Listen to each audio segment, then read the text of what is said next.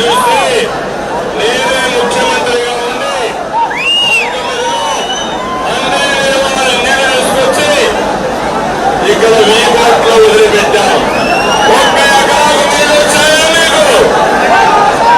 మహిళలు అడుగుతున్నా, మీకు రక్షణ ఉందని అడుగుతున్నా, నిత్యావసర వస్తువుల ధరలు అందుబాటులో ఉన్నాయని మనం అడుగుతున్నా.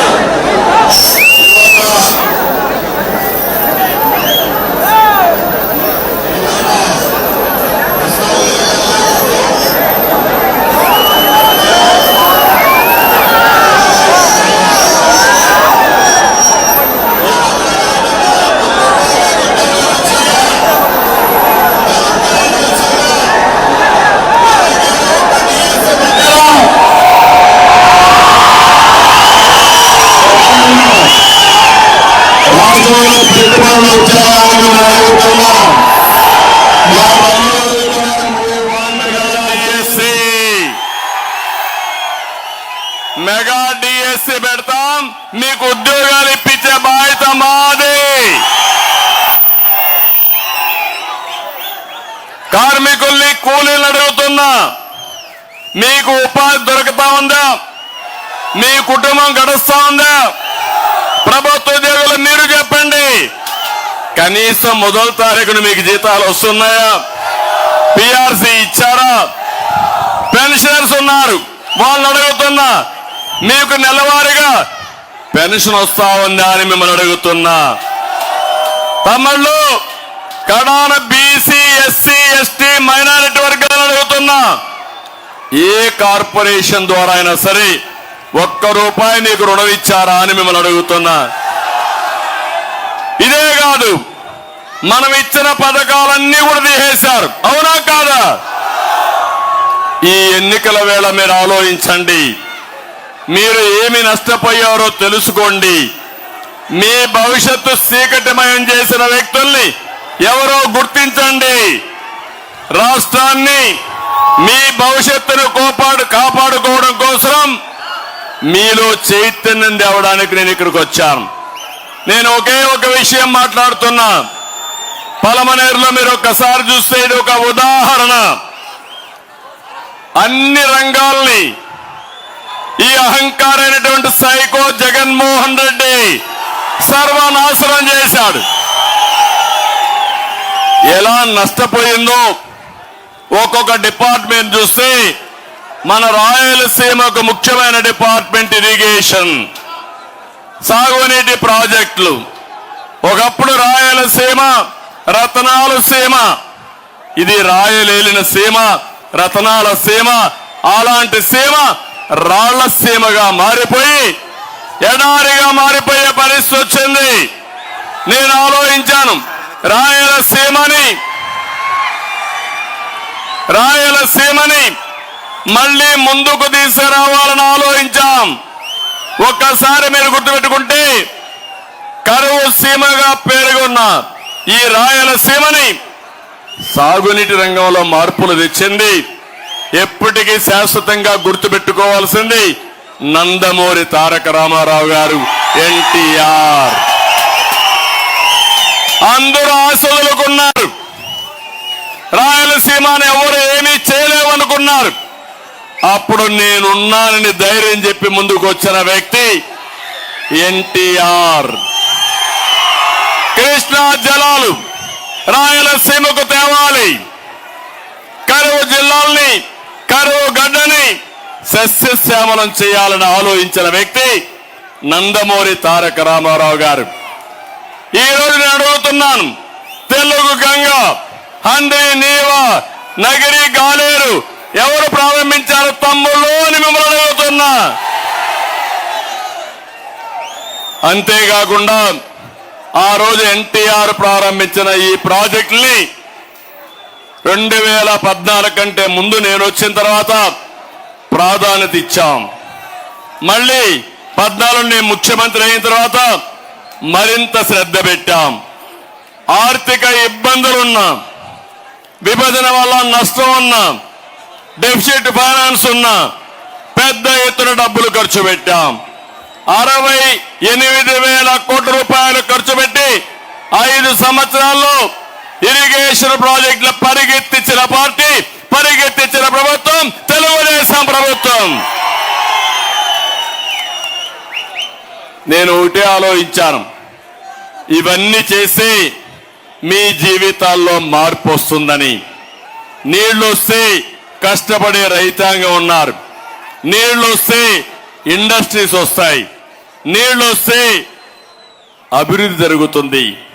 అందుకే నేను ఆలోచించాను, 5 ఏళ్లలో 68,000 కోట్ల రూపాయలు ఖర్చు పెట్టి 62 ప్రాజెక్టులు చేపట్టి 24 ప్రాజెక్టులు పూర్తి చేశాం. 32 లక్షల ఎకరాలకు సాగునీరు స్థిరీకరణ చేశాం. 7 లక్షల ఎకరాలు అదనంగా ఆయకట్టు తీసుకొచ్చాం. ఇంకో పక్క ఒక్క రాయలసీమలో 12,000 కోట్ల రూపాయలు ఖర్చు పెట్టిన పార్టీ తెలుగుదేశం పార్టీ. ఒక్క అంద్రి నీవా పైన 4,200 కోట్లు ఖర్చు పెట్టాం. పనులు పరిగెత్తిచ్చాం.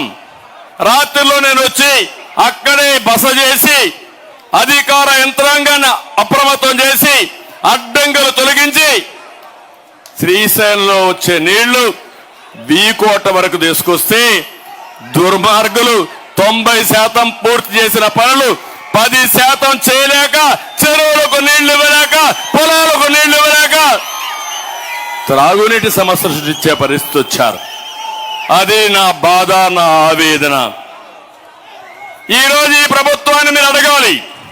మీరు వచ్చారు, ఈరోజు వస్తున్నాడు ముసుగు వీరుడు వస్తున్నాడు.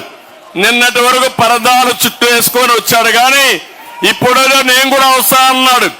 నేను అడుగుతున్నా, అతనికి స్వాగతం పలకాల్సింది ఖాళీగా ఉండే రోడ్లు, ఇండ్లు.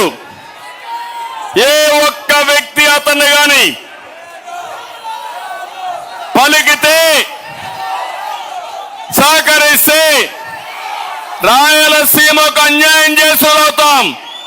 రాయలసీమ ద్రోహి నువ్వు రావడానికి వీలు లేదు జగన్మోహన్ రెడ్డి గట్టిగా చెప్పాలి. చెప్పడానికి సిద్ధంగా ఉన్నారా మీరు? 2,165 కోట్లు ఖర్చు పెట్టాడు.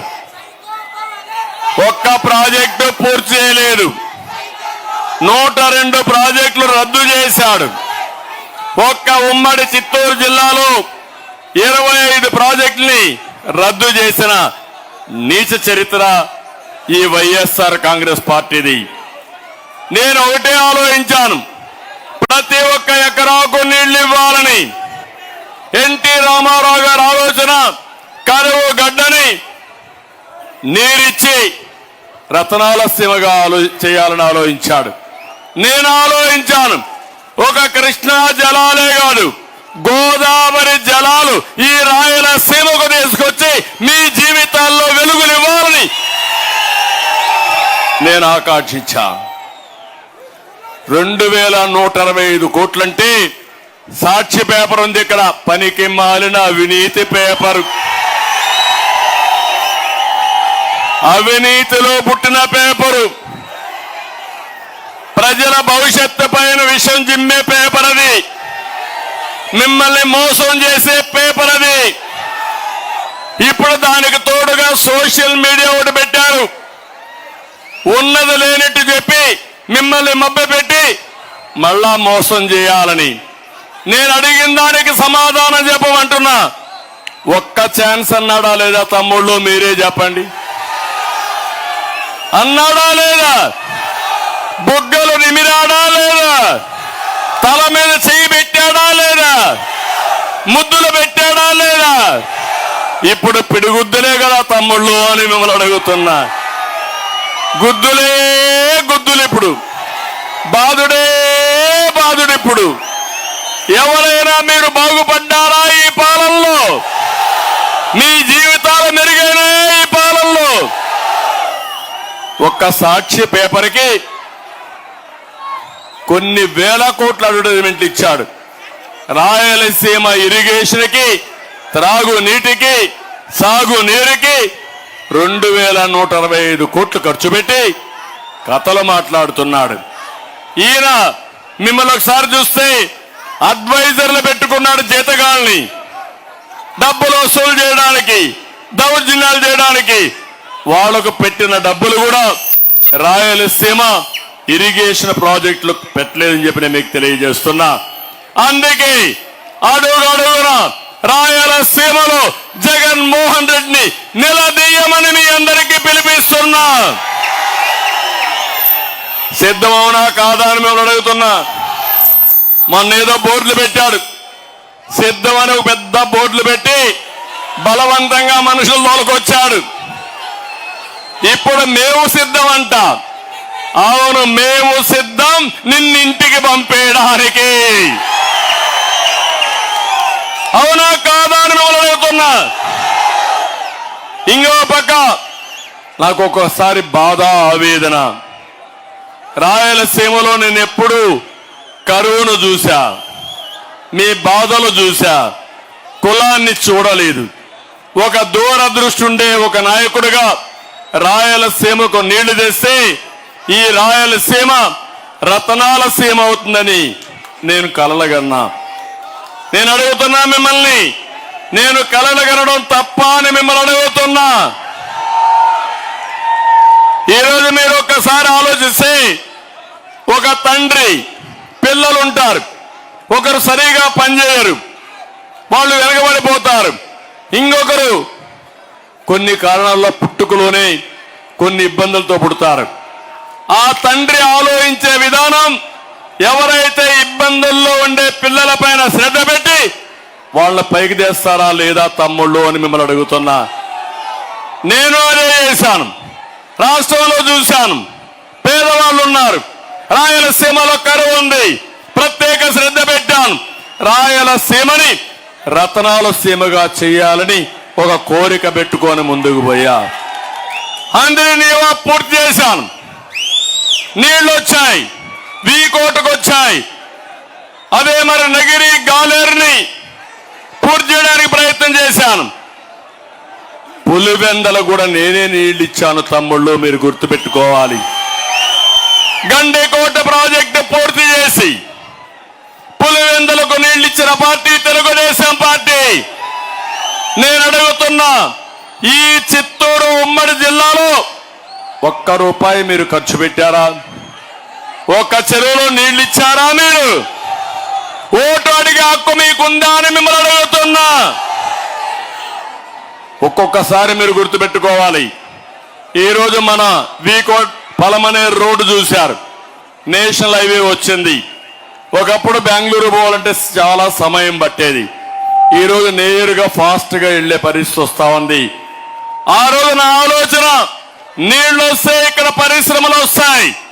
అనంతపూర్లో చూడండి, నీళ్లు తీసుకొచ్చాను, కియా మోటార్ తీసుకొచ్చి కొన్ని వేల మందికి ఉద్యోగాలు. కరువు సీమలో కార్లు తయారు చేసి, కియా మోటార్స్ తయారు చేసి ప్రపంచమంతా పరిగెత్తించే పరిస్థితికి వచ్చామంటే అది మనం చూపించినటువంటి చొరవ.